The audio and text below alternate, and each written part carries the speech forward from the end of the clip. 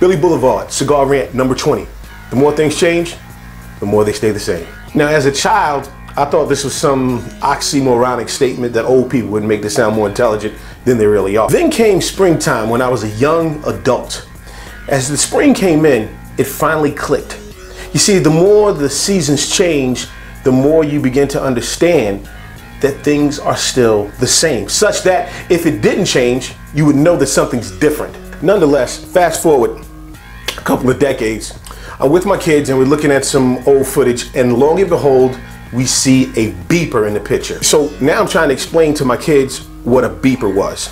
And I have to explain to them that it was basically a device by which, if you wanted to contact somebody, you call, you enter the number from where you're calling from. If you have the beeper, then you pull over, get out of your car, and you go to a payphone.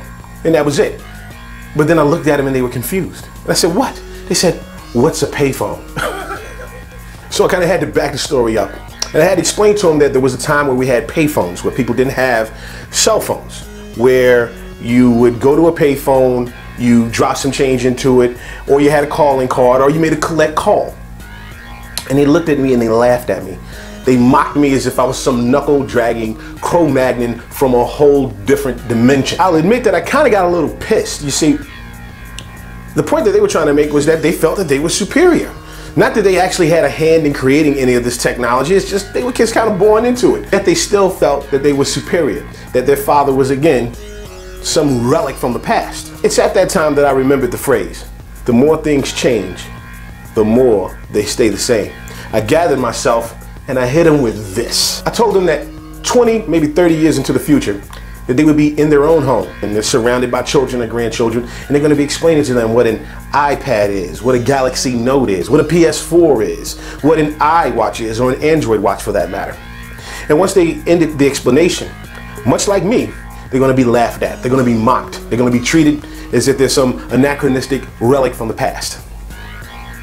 So naturally, with astonishment, they're basically thinking, how in the hell can anybody improve upon everything that we have now? I mean, it's perfect. There is no room for improvement. That's where I had her.